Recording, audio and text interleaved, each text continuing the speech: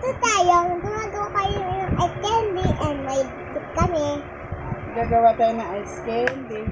Hindi namin lipstick. Tatabihin nyo, baka brown yung mga lip namin ha. Tsaka color lip kay mama eh. Gagawa kami ice candy ni Mesa. Eto na, gumagawa na kami ng ice candy. Eto, may pa yung ginawa ni mama. Oh, tingnan mo. Oh, madami ba tayong igagawa ma? Opo. Madami kaming igagawa and 5 gagawin natin. Ha, 5? 5 daw yung gagawin namin. And ito na yung nagawa ni mama. Marami. Madami. And bukas, kakainin na namin to bukas. And ito na, nagiging 1, 2, 3, 4. 4 na po guys. Lalagyan na natin. 4 na. 4 na siya. Hindi na siya magkakasya dito.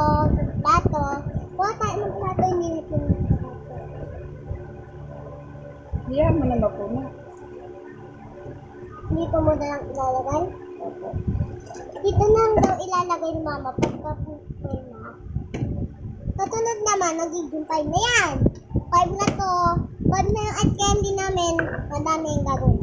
Ang apo ko yung negosyante. Yan. Alam niyo ba guys, may mga plato kami, pero sila yung mga bubog namin dito. Pero yung takwaso namin naman sa plato nito. Kaya may effect kung ano.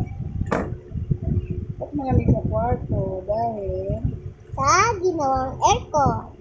Tsaka ginawa yung aircon ng bahay ni Ina. Diba?